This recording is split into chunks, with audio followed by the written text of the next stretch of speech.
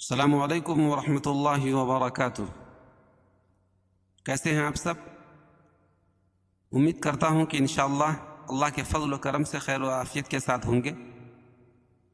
آج میں پھر حاضر ہوں آپ کے سامنے ایک نئی ویڈیوز کو لے کر۔ سورہ نوح آیت 14 سے لے کر 18 تک کی تلاوت کریں گے۔ اس میں جو قواعد اور اس کے صفات کو انشاءاللہ بتلانے کی کوشش کریں گے۔ اور اگر ہماری ویڈیوز آپ کو پسند آ رہی ہے تو پلیز لائک، شیئر، اور جو نئے لوگ ہیں تو ہمارے چینل کو سبسکرائب کریں اور بیل آئیکن کی گھنٹی جو ہے اس کو پریس کر دیں تاکہ ہمارے آنے والی دوسری ویڈیوز کا نوٹیفیکیشن آپ کو سب سے پہلے مل جائے۔ چلیے ہم لوگ شروع کرتے ہیں۔ اعوذ باللہ من الشیطان الرجیم، بسم اللہ الرحمن الرحیم۔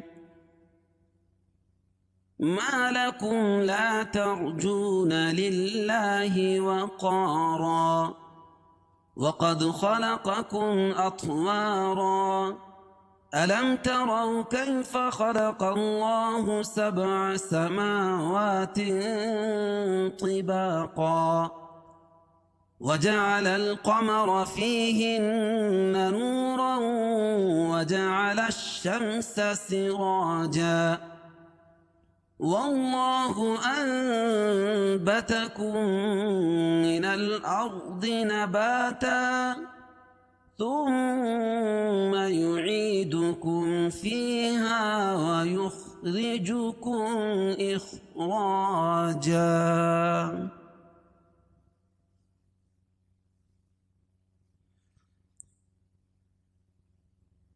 وقد خلقكم أطوارا، وقد دال پر قلقلہ،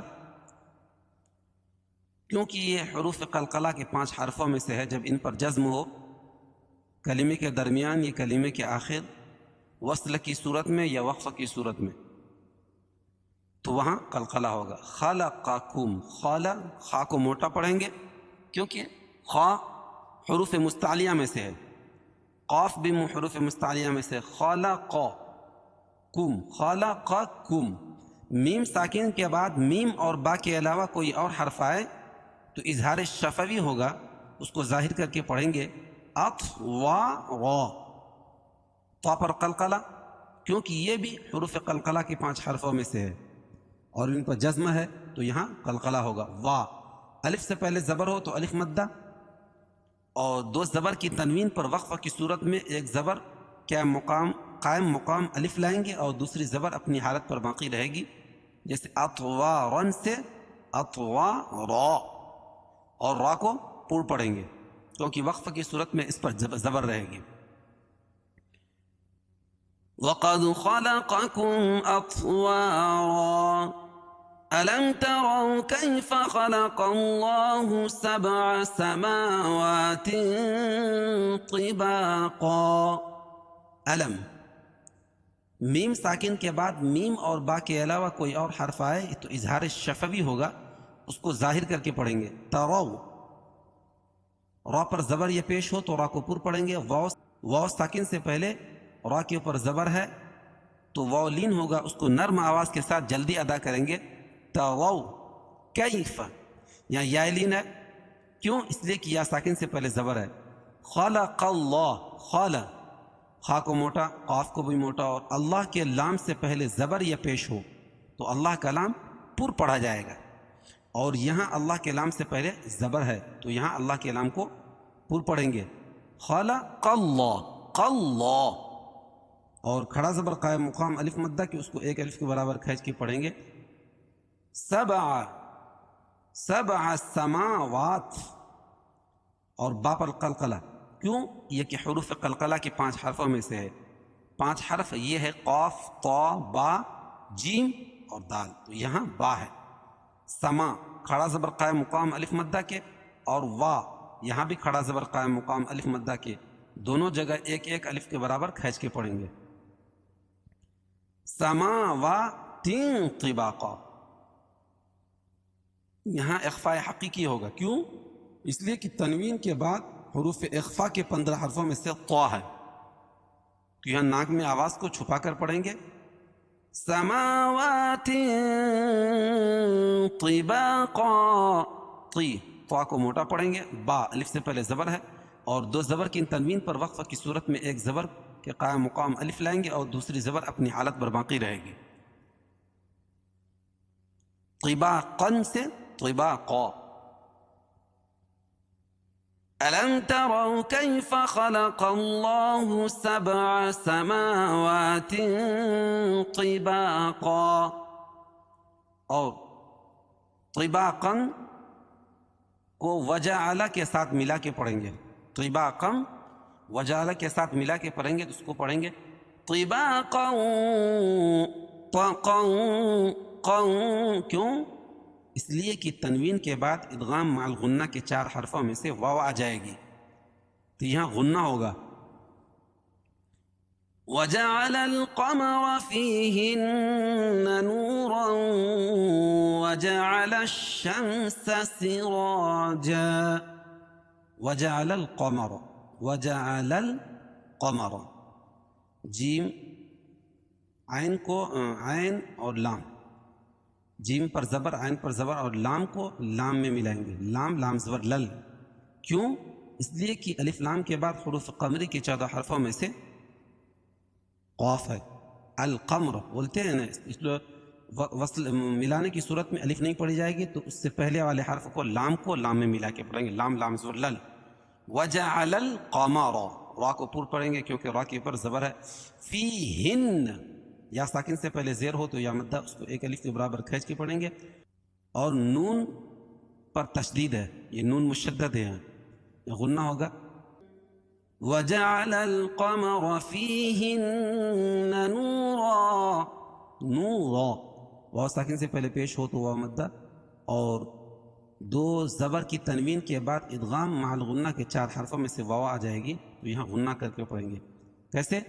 نورا وجعل الشمس، وجعل الشمس، اور لام کو شین میں ملائیں گے کیونکہ یہاں الف لام کے بعد حروف شمسی کے 14 حرفوں میں سے شین ہے، تو یہاں لام نہیں پڑھی جائے گی. لام کو شین میں ملائیں گے. لام شین زبر لش، شین میم زبر شم. وجعل الشمس سرا، اور را پر زبر ہے تو را کو پر پڑھیں گے، اور الف سے پہلے را کے اوپر زبر ہے تو الف مدہ ہو جائے گا. اور 2 زبر کی تنوین پر وقفہ کی صورت میں ایک زبر کے قائم مقام الف لائیں گے اور دوسری زبر اپنی حالت پر باقی رہے گی، جیسے سراجن سے سراجا. وَجَعَلَ الْقَمَرَ فِيهِنَّ نُورًا وَجَعَلَ الشَّمْسَ سِرَاجًا. وَاللَّهُ أَنبَتَكُم مِّنَ الْأَرْضِ نَبَاتًا.